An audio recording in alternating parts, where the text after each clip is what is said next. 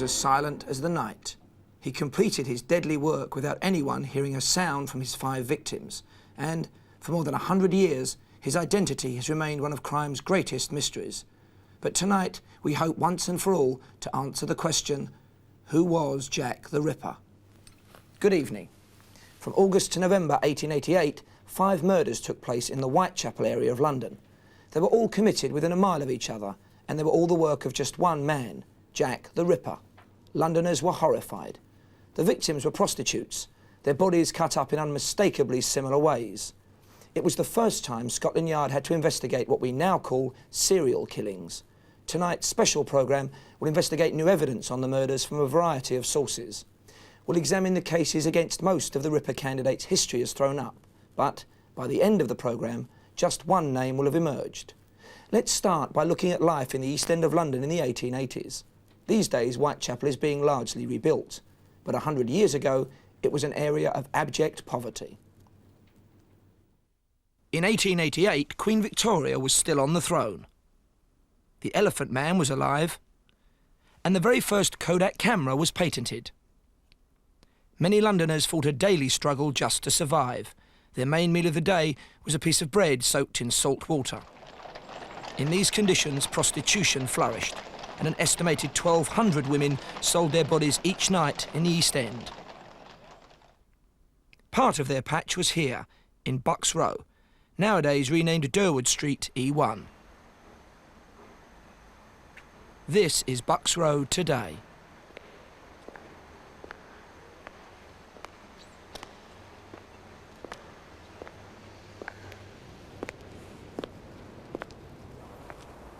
When I retired in November 1987, it was as the head of Scotland Yard CID. If I'd been doing that job 99 years earlier, I would have been in charge of the hunt for the Ripper.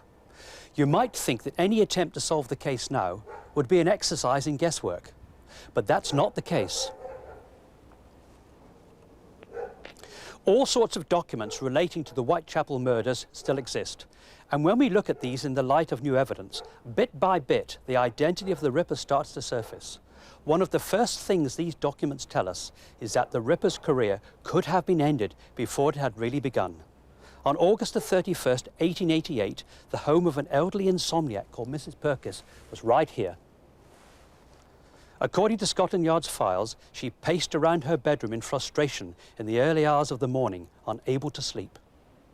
Had she looked out of her window at 3:30 in the morning, she could have prevented the terrible legacy of Jack the Ripper, for on this very spot, just 10 yards from her window, the Ripper was claiming his first victim.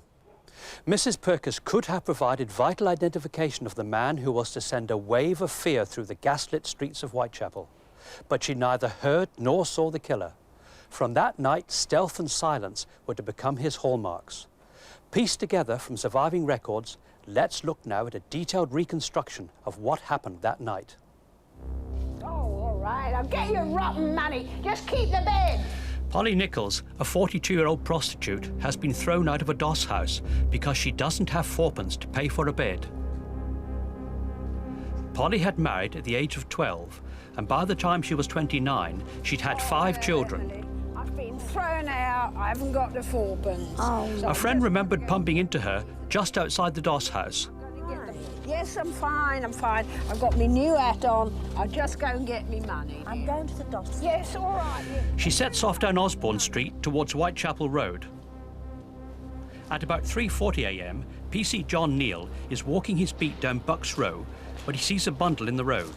He'd walked the same route half an hour earlier, and the road had been clear. As he gets nearer, he realises it's a woman. Come on, missy, you can't sleep here. It's the body of Polly Nichols. Polly's throat had been cut deeply from left to right. Her head had been almost severed, and she had suffered a terrible gash down her abdomen, running from the bottom of the ribs to the pelvis. These were to become the classic hallmarks, the modus operandi of the Ripper. Local surgeon Ralph Llewellyn said Polly had been murdered at 3:30 a.m, 1 hour after leaving the doss house. Polly was carrying a comb, pocket handkerchief and broken mirror. Her injuries immediately ruled out robbery as a motive. The methods of detection available to a policeman investigating a murder in the 1880s were fairly limited. Unless the murderer confessed, or you had a good witness, there were few options open to you. There wasn't DNA testing, of course, or blood grouping, and even fingerprinting hadn't properly evolved yet. Forensic science didn't play a real part in investigations until the start of the next century. That meant the only evidence at the scene that was of any use to you was something obvious, a piece of property, a wallet perhaps, that led you straight to a suspect. So there was only a cursory inspection of the Nichols murder scene, and her body was carried off to the mortuary only half an hour after its discovery. As we'll see later, the Ripper struck again on September the 8th in the backyard of a house in this street, Hanbury Street. Then he claimed his third and fourth victims on the same night, September the 30th. In his final and most ghastly killing, he butchered Mary Kelly on November the 8th.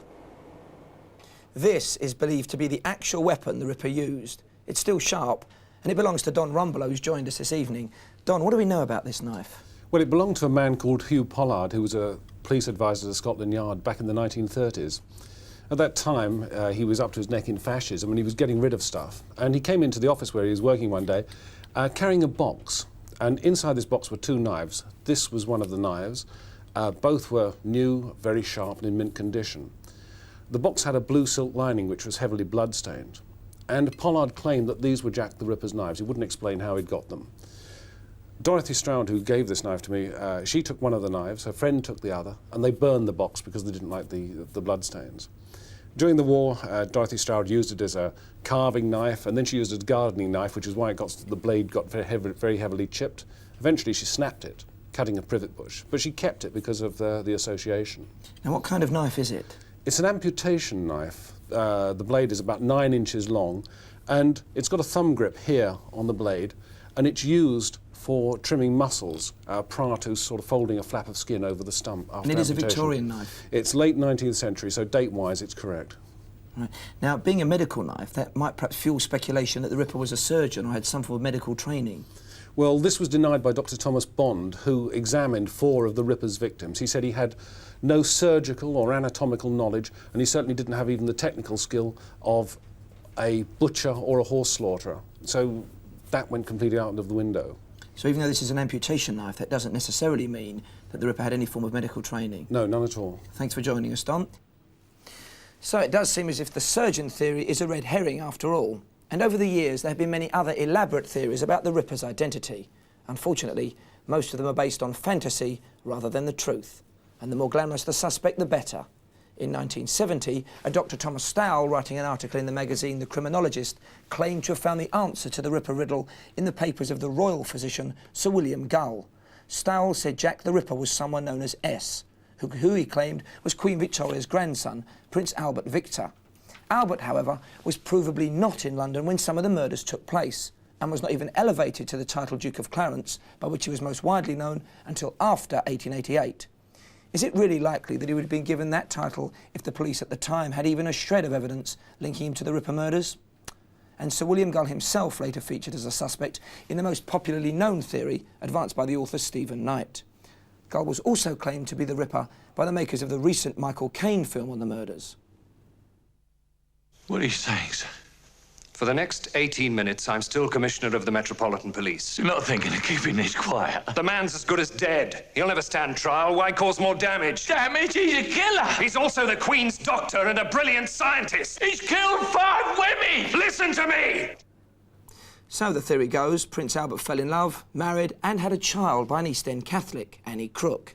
It was claimed she worked with a woman called Mary Kelly, whose prostitute friends tried to blackmail Albert. So the Prime Minister, Lord Salisbury, organised their murders, entrusting the task to Gull and a mad coachman called John Netley. But Gull had suffered a stroke the year before the killings began. Bear in mind, too, he was 70 years old at the time, and no firm link has ever been made between Annie Crook and the prostitutes. Finally, the theory relied partly on the endorsement of Joseph Sickert, who claimed his father, the painter Walter Sickert, had been involved, but the truth was suppressed by a Masonic conspiracy. But Joseph Sickert later admitted the whole story had been invented. Another theory implicated a Dr. Rosalind Donston. Dr. Donston, a drug addict and self-proclaimed Satanist, wrote a notorious article in the Pall Mall Gazette, in which he claimed the Ripper wanted body parts for devil worship. Many believe the reason Donston knew so much about the Ripper was that he was the Ripper himself. But the problem with Donston and the other theories is that they all start with a suspect being plucked out of the air and evidence being framed around him. Tonight, we intend to do the reverse, to start with the evidence and see which suspect this leads us to. Our starting point is to re-examine who the police at the time thought the Ripper was, because if they didn't know his identity, no one ever did or will. In 1910, a book was published called The Lighter Side of My Official Life. It was the autobiography of Sir Robert Anderson, a former Assistant Commissioner of the CID at the time of the Ripper murders. I've been joined by Paul Begg, an author and historian. Paul, what do we know about Sir Robert? Before Sir Robert had been appointed the Assistant Commissioner, the head of the CID, he'd worked for the Home Office as an advisor on the Irish question. In fact, he'd been a spy master. He'd been what today we would describe as the control of a spy called Henry Le Caron, who'd infiltrated the Fenian Brotherhood movement in the United States and was feeding information back to Britain. In the course of his career, Anderson came into contact with many state secrets. Unfortunately, he liked to reveal a few of these, or from our point of view, fortunately. And he reveals 2 or 3 in his book. When we can test his claims, they always prove to be true. There is therefore no reason to disbelieve what Anderson has to say about the Ripper. So he's a senior police officer, a former intelligence officer, and while we can cross-reference his claims, they've proved to be true. That's right. Makes him sound a useful witness for us then. And in fact, Anderson tantalises us with a passage in the book about the Ripper. He says, "Undiscovered murders are rare in London, and the Jack the Ripper crimes are not within that category. Having regard to the interest attaching to the case, I am almost tempted to disclose the identity of the murderer, but no public benefit would result from such a course, and the traditions of my old department would suffer. I will merely add that the only person who ever saw the murderer unhesitatingly identified the suspect the instant he was confronted with him, but he refused to give evidence against him.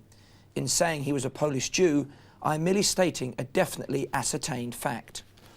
It looks as if Anderson is saying he knows who the Ripper was from an identification by a witness.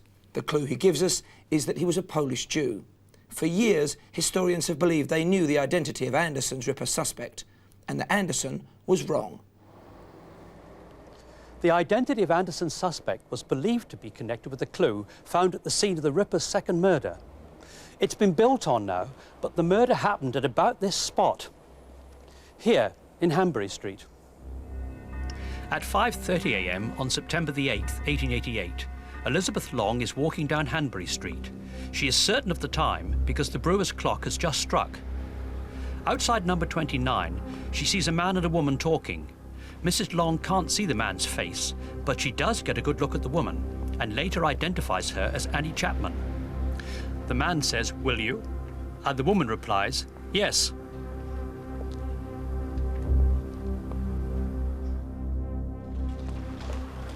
Just half an hour later, a resident discovers Annie's body in the backyard of his home, number 29, Hanbury Street. Come on, out of the way, come on, out of the way. Damn it! Inspector Chandler was called to examine the scene. A pathologist later recorded Annie's injuries. Her body had been terribly mutilated. Her throat had been cut twice from the left, again almost decapitating her. Her abdomen had been slashed in the same manner as Polly Nichols. As Chandler investigated, neighbours rented out their windows to ghoulish onlookers. Then, in a basin of water near the body, Chandler found what police at the time believed could be a vital clue. It was a leather apron. There was a local man who could have been Anderson's Polish Jew. He was known as Leather Apron because he habitually wore one. He was said to carry a sharp knife, and his favourite threat was, "I'll rip you up." It was claimed he skulked silently through the streets, rapidly disappearing if men approached. He was said to have drunk in this very pub, then called the Princess Alice. Police arrested a Jewish shoemaker called John Pizer and told the press he was Leather Apron, so Pizer was believed to be Anderson's suspect. But we know from police records that Pizer had a cast-iron alibi for the murders and was released without being charged. As a result, Sir Robert Anderson's credibility was undermined and his book consigned to the dustbin of history. Well, so far, Paul, we've talked a lot about the records that exist on this case. What kind of documentation actually is there? Well, apart from very full newspaper reports, we have inquest reports. This is the report on Eddowes, and this is the report on Mary Kelly. So these would have been issued after the post-mortem examinations? Yes, well, after the coroner's inquests had taken place, their coroner's post-mortem reports are in there. But the main body of documentation that we've got are the Home Office files and the Metropolitan Police files. This is an example of just one of the files from the Metropolitan Police. Very weighty stack of them there. Indeed. They tell us their reports, such as this one, which tells us that PC 97J Neal reports that at 3:45 a.m., 31st inst, he found the dead body of a woman lying on her back with her clothes about her knees. This, in fact, is a summary of Neal's actual report, which is written by senior officers in order to be sent upstairs to the likes of Anderson. So these would have been briefing notes or bureaucratic records sent up to the senior men at the yard at the time? That is exactly what they are.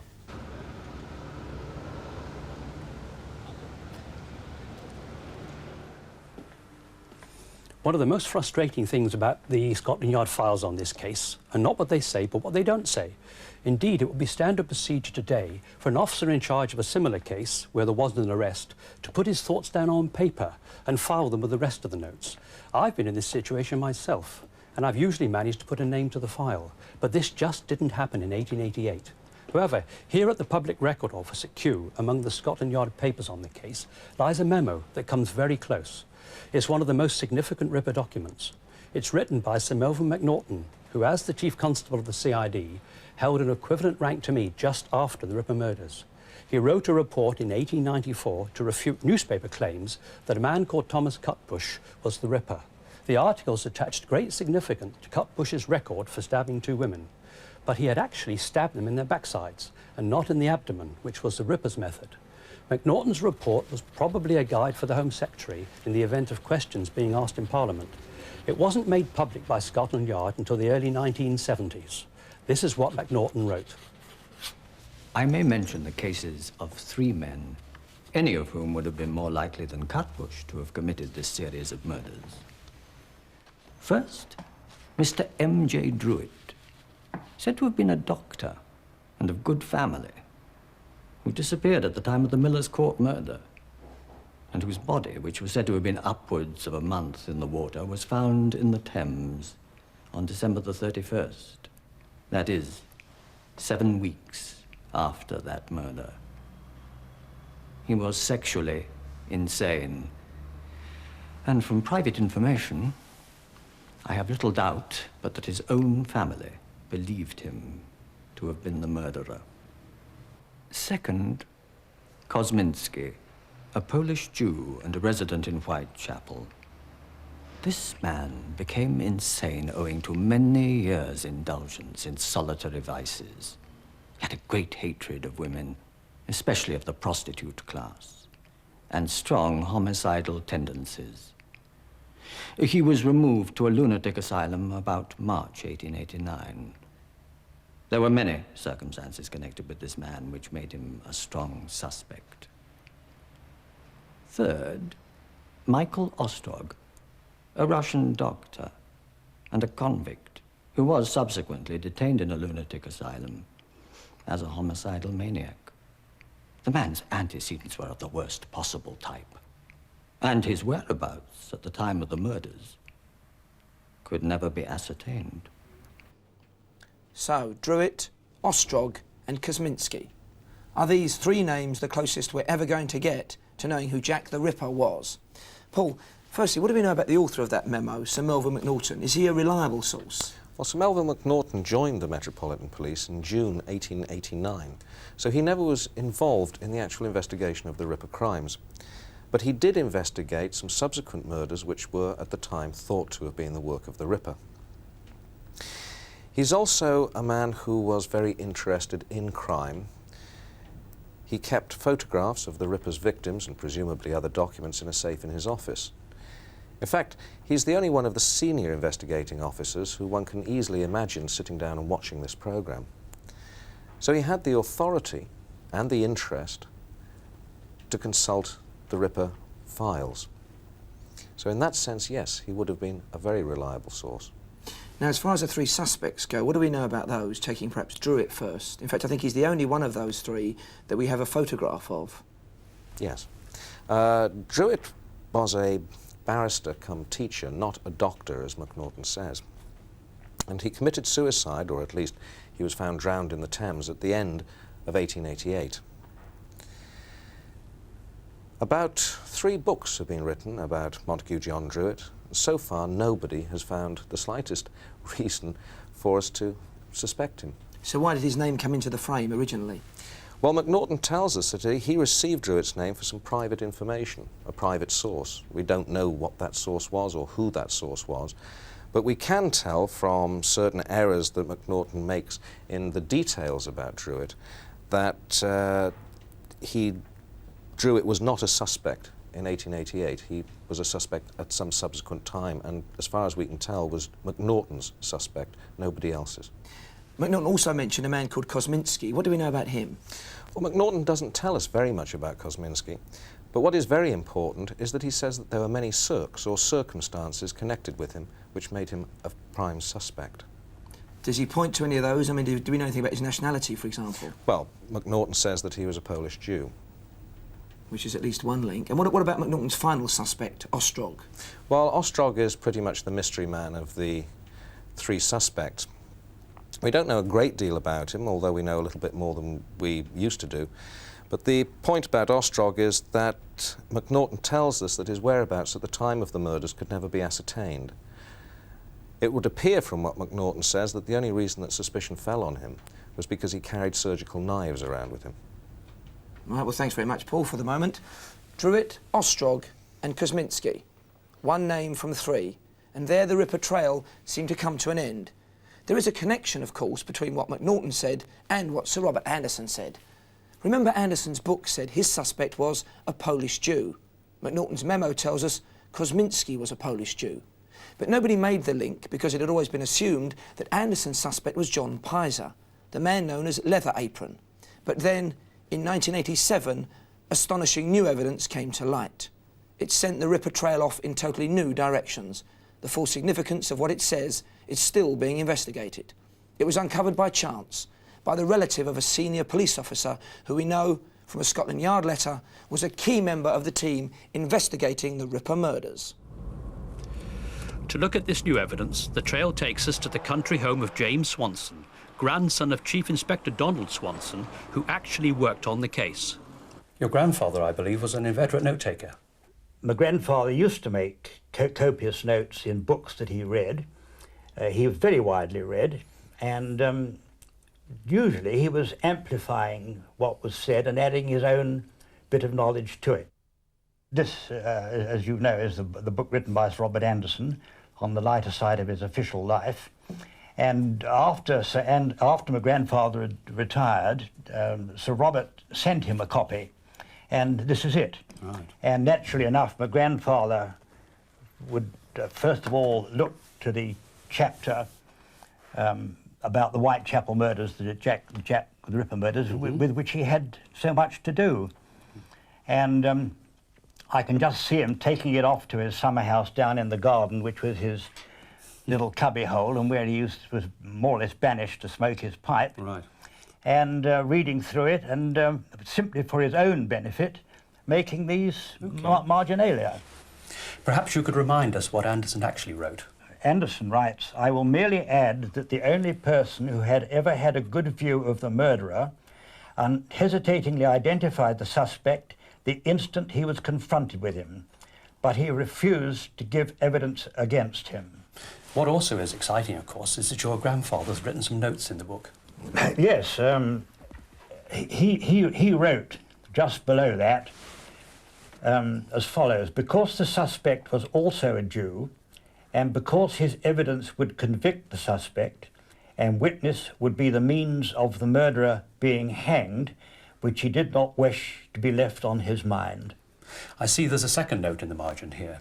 My grandfather's written in the margin, "And after this identification, which the suspect knew, No other murder of this kind took place in London. That's very dramatic stuff, isn't it? It is, yes, it is. Thank you, Jim. The notes in this book are startling. They confirm what Anderson claimed, that police showed a man they believed to be the Ripper to a witness. That witness confirmed they had caught their man, but he refused to testify against him. And the reason for this refusal? Chief Inspector Swanson says the witness did not want to testify against a fellow Jew. But this book has one more secret to reveal. On the end paper, Swanson writes, and I quote, continuing from page 138, after the suspect had been identified at the seaside home, where he had been sent by us with difficulty in order to subject him to identification, and he knew he was identified. On suspect's return to his brother's house in Whitechapel, he was watched by police, City CID, by day and night. In a very short time, the suspect, with his hands tied behind his back, he was sent to Stepney Workhouse and then to Colney Hatch and died shortly afterwards. Kosminski was the suspect, and like the other notes, it's initialed DSS. So Kosminski was Anderson's suspect, not John Pizer. Have we found Jack the Ripper?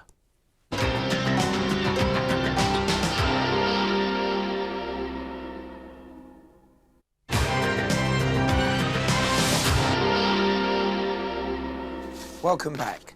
This letter from Home Office handwriting expert Dr. Dick Totty confirms that those pencil notes in the margin of Anderson's book were genuinely made by Donald Swanson.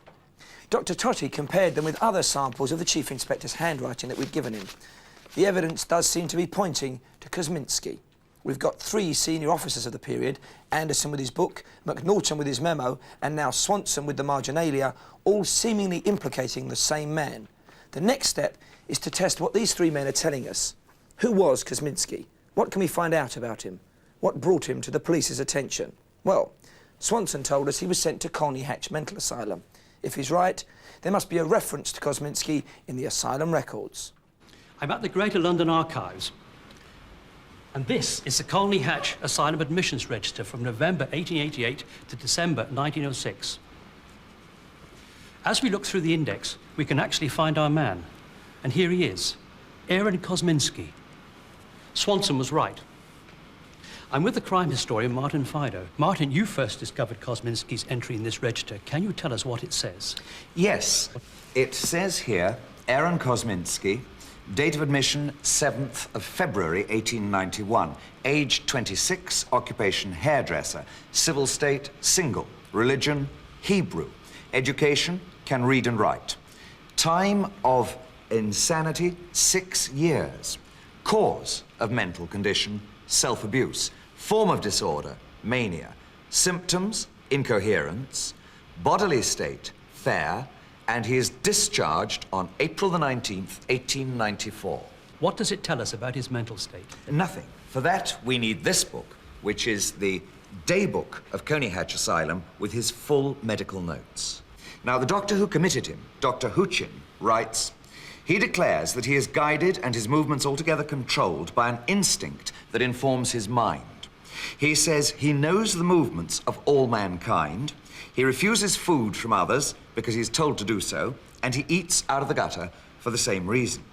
And another witness, Jacob Cohen of 51 Carter Lane, St. Paul's, EC, says that Kosminski goes about the streets and picks up bit of bread out of the gutter and eats them. He drinks water from the tap and he refuses food at the hands of others. He took up a knife and threatened the life of his sister. He says that he is ill and his cure consists in refusing food. He's melancholic.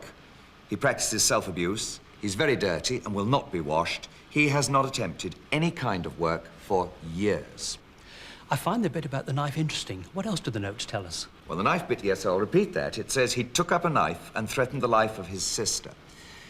There's not much violence after that. He's mostly apathetic and melancholic. But on January the 9th, 1892, they note that he's at times excited and violent.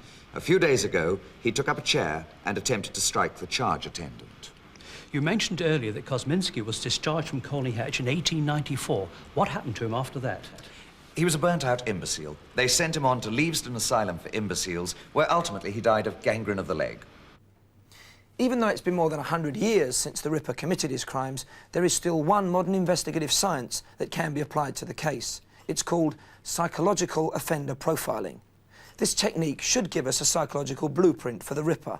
We can see if Kosminski bears up to this in any way. In fact, we've been joined by Professor David Cantor from the University of Surrey, who's been given a dossier on the Ripper crimes. Now, David, you work with the police on serious crimes today. These crimes were committed more than 100 years ago. Did the information we give you help in any way? Well, I was surprised how detailed the information was. I mean, in some cases, there's more detail there than the material we get today from the police. But of course, there are important gaps. We don't know what actually happened in the crime because we don't have the forensic material that we would have today. Can we tell anything, David, from when the murders happened? Well, they're all committed around the weekend, Friday, Saturday, Sunday, as I understand it, that helps to suggest that he does have some sort of occupation during the week. So there's something very curious about thinking it back into those times, because it's not a 5-day week as it is now, where Saturday, Sunday would be regarded as the weekend. People presumably work 6, if not 7 days, and it's quite intriguing that it's a Friday and a Saturday and a Sunday that are the days. Could that perhaps be a religious connotation there? I mean, could it be, say, something to do with the fact that we think the suspect was Jewish? Well, that's a very interesting possibility. That sort of, one can see when you mention that fits in. That with his Friday evenings, the Sabbath would start, and perhaps he would be not working, or... That sort of thing would certainly make sense. Is the location of the murders important?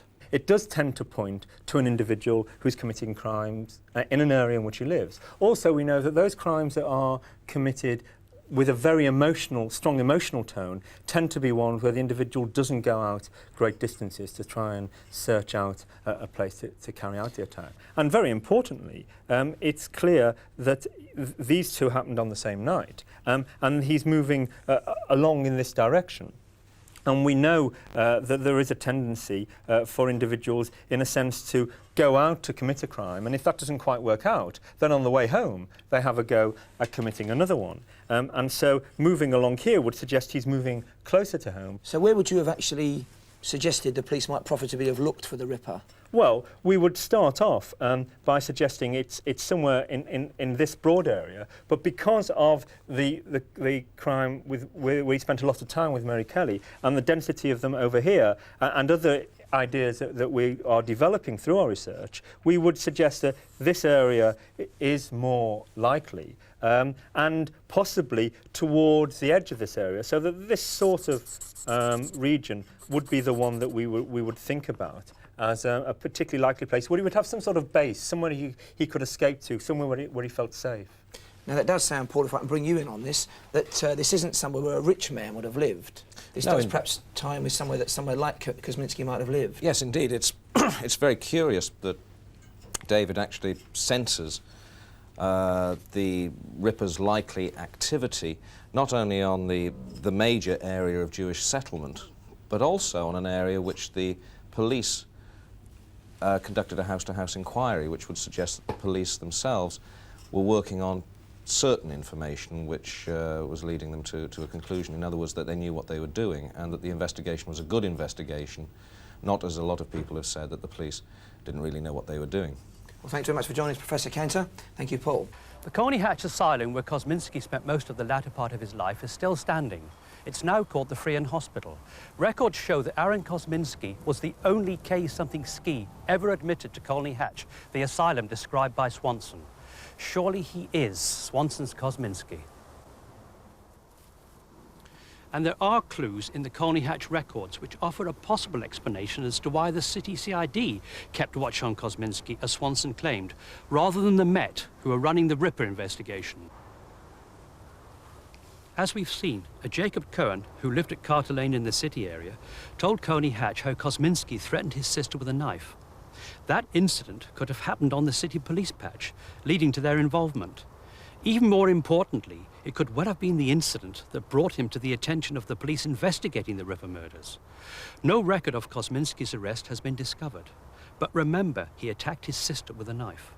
The Ripper detectives would certainly have been very interested in any attacks on women with a knife.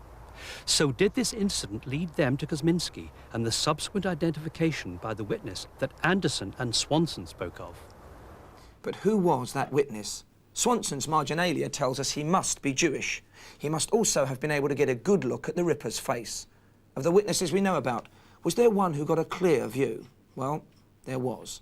And this takes us to the third murder. Once again, every detail of this reconstruction is taken from those surviving Scotland Yard files on the murder. The Ripper strikes next in Berners Street, 2 weeks after the murder of Annie Chapman. At 12:45 a.m. on September the 30th, 1888, Israel Schwartz, a Jew living in Whitechapel, was in Berners Street. According to Home Office files, he saw a man and a woman called Liz Stride at the gateway to the courtyard. He saw a struggle on the pavement, and Liz Stride was thrown to the ground. Just 15 minutes later, Louis Dimeschutz was returning home from his work as a seller of cheap jewellery to the working men's club he was running with his wife.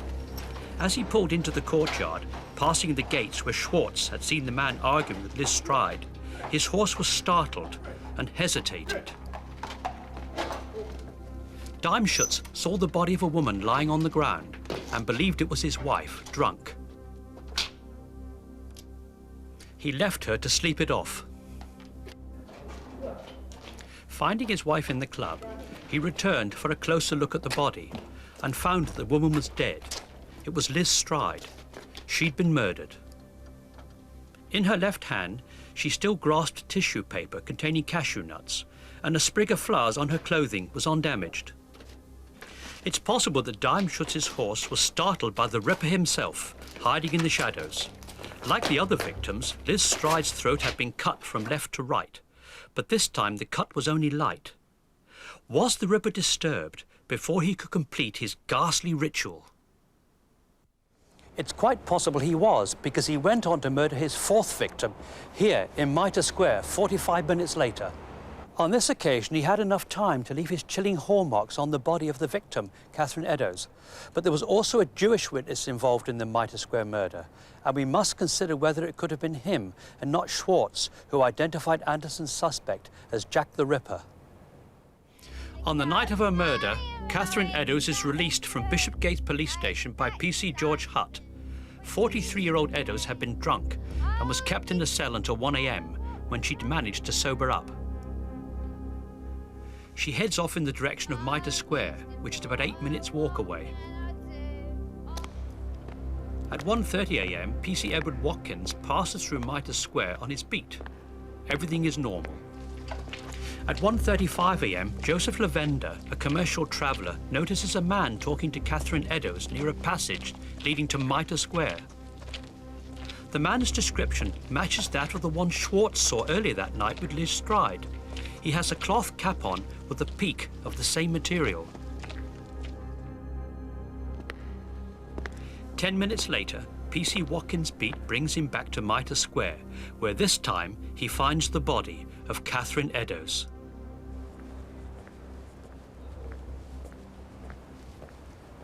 Again, the Ripper had struck with stealth, speed and silence. Catherine Eddowes' face had been slashed with terrible ferocity. But as usual, the abdomen had been the killer's primary target. The left kidney and uterus were missing. Now, Lavender was clearly a witness who helped police.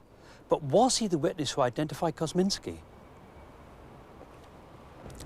Lavender had told officers he wouldn't recognize the man he had seen with Catherine Eddowes if he met him again. He only had a fleeting glimpse of him. On the other hand, Schwartz lingered when he watched the man with Liz Stride. It's not surprising he took a good look. He witnessed more of a spectacle, with a man throwing a woman to the ground. If the man with Liz Stride was not the killer, she must have been attacked by two different men on separate occasions on exactly the same spot in just 15 minutes, which is extremely unlikely. In my opinion, the witness was Schwartz and not Lavender. But the Ripper struck again, for the last time, 6 weeks later, murdering Mary Kelly in her bedroom in Miller's Court. And we must consider whether the witness could have come from this killing. Mary Kelly, nicknamed Black Mary, worked a patch around the 10 Bells pub, which still stands on Commercial Street. She defended it fiercely from rival prostitutes. She picks up a client on the night of November the 8th, 1888, and takes him back to her home. Not very far. But he will be her last. Comfortable inside.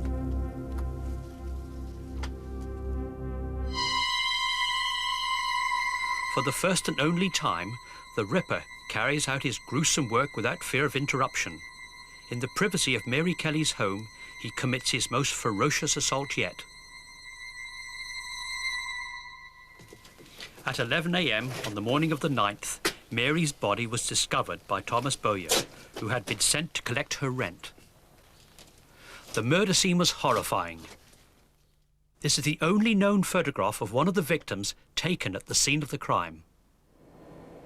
It's unlikely Anderson's witness came from the Mary Kelly murder, if only because it was the only one to take place indoors. I'm still convinced the witness was Schwartz. But can we prove that the meeting between Schwartz and Kosminski ever happened?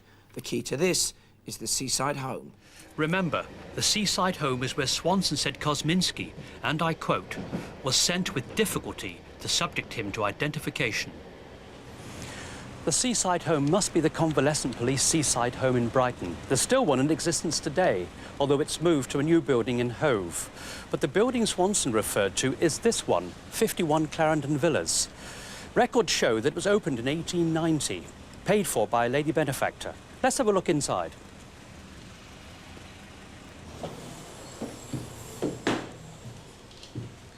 These days, the building has been turned into residential flats, but a copy of the first annual report of the old seaside home still survives. It's for the year 1890 to 1891, and a passage in it reads, "From its opening until March the 1st, 1891, the home has received 102 visitors, 1 ex-superintendent, 9 inspectors, 11 sergeants and 74 constables, 5 ex-police officers, and this is the interesting bit, and 2 other visitors admitted by special request."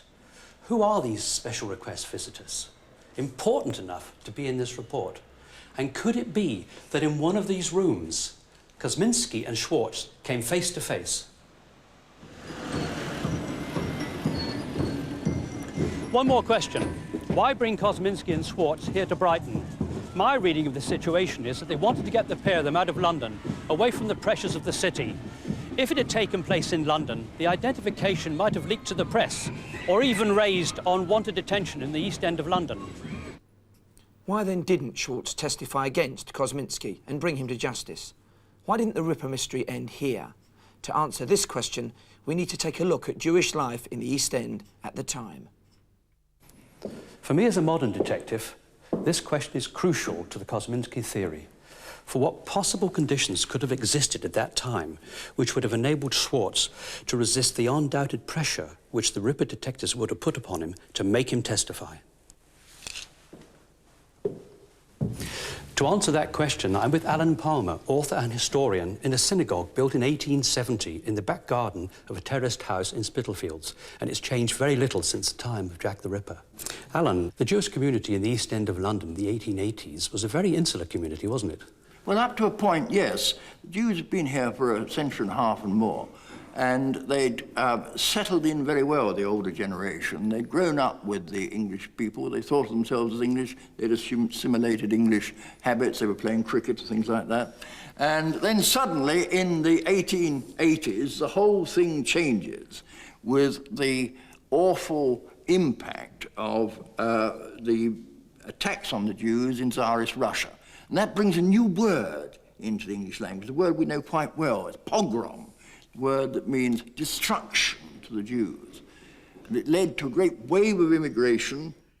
Of course, these were very unruly times, Alan, and whereas the police did their very best to quieten the situation, they did. The press were not like that. They attempted to stir this up, didn't they? Yes, it's rather odd, really, because some of the worst offenders were some of the more liberal newspapers, and they started off in about 1887 with an outcry against the native East Enders who were being pushed out by the newcomers, and this was echoed in the House of Commons. And so in the 12 months or so before the Whitechapel murders, you had got a great deal of concern over this racial turmoil that was coming in these streets. And so naturally enough, the Anglo-Jewish leaders were alarmed in case you got an outburst of unrest. In other words, the possibility of there being a mini pogrom here in Whitechapel. The chief rabbi, in November 1888, we're talking about, delivered a sermon in which he urged the Jewish community to play things coolly not to allow themselves to be exploited, not allow themselves to do anything that the sensationalist press could get hold of, and so let the lid off this boiling cauldron of racial conflict. So finally, Alan, do you think all this pressure would have prevented a Jew from giving evidence perhaps against another Jew? Well, there wouldn't have been any external pressure at all, I think, but it would have been his conscience, what he would have felt himself, the uncertainty that he must have felt whether he wasn't releasing an even more terrible weapon in testifying against something which he couldn't be absolutely, totally convinced about. And therefore, I think that he must inevitably have felt that if he was responsible, not just for the conviction of one fellow Jew, but for unrest in the East End, possibly in other areas as well, the spread of anti-Semitism, as it hadn't been known over here since the Middle Ages, then that is really an awful thing for somebody to contemplate. But have we got the right Kosminski? All we can do to prove it is to check what Swanson tells us. Remember, Swanson says that Kosminski died in an asylum.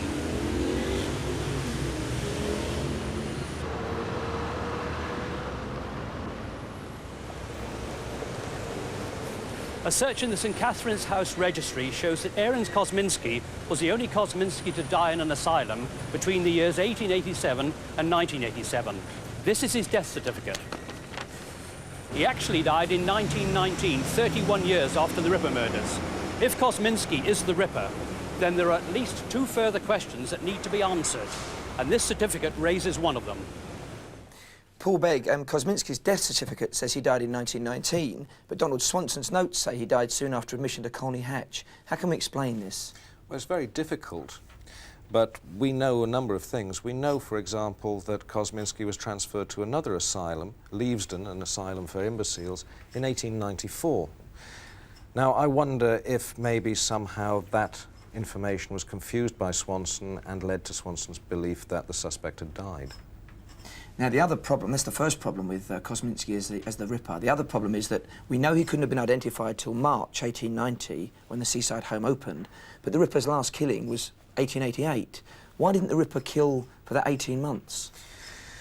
Again, there are precedents for long gaps to take place between killings. In the case of Peter Sutcliffe, there was well over a year between different murders. And in the case of the Boston Strangler, there was a flurry of about 13 murders, then a gap of 9 months before an abortive murder led to the arrest of Albert de Salvo. So there's no particular reason to really wonder at this. Thank you, Paul Begg. No photograph survives, but it is possible to do an artist's impression of Aaron Kosminski, drawn from the existing description given to the police by Israel Schwartz. This is what he looked like. He was 5 feet 5 inches tall, broad-shouldered, with a full face and dark hair, a fair complexion, and a small brown moustache. He wore dark clothing and a black, peaked cap. You are almost certainly looking at Jack the Ripper. Now let's go to Brian. In my opinion, Aaron Kosminski, a pauper and schizophrenic, was the suspect. He is unglamorous, perhaps a disappointing Jack the Ripper, certainly not as exciting as royalty, surgeons, barristers and so on. But that is what is so real about him, what makes him seem so infinitely more probable. Just add the evidence up. Kosminski was seen attacking one of the victims, Liz Stride, just minutes before her murder. The witness, Israel Schwartz, identified him to police, although he subsequently refused to testify against him. Finally, senior officers who worked on the case believed Kosminski was definitely their man. More than 100 years on, this is probably as close as we'll come. What then of Jack the Ripper's ultimate fate? This docket records the burial of Aaron Kosminski. It tells us he was buried at the cost of £12 and 5 shillings in the cemetery just beyond this wall. Among the expensive marble gravestones in there, which have stood up to the elements over the years, is a rather sad one made from sandstone. On it can be seen the barely readable letters, Aaron Kosminski, who died the 24th of March 1919, deeply missed by his brother, sisters, relatives and friends. May his dear soul rest in peace. You are seeing his grave for the first time. Its location has never been revealed. But I won't disclose where it is. Because, to use the words of one of my predecessors, Sir Robert Anderson, no public benefit would result from such a course.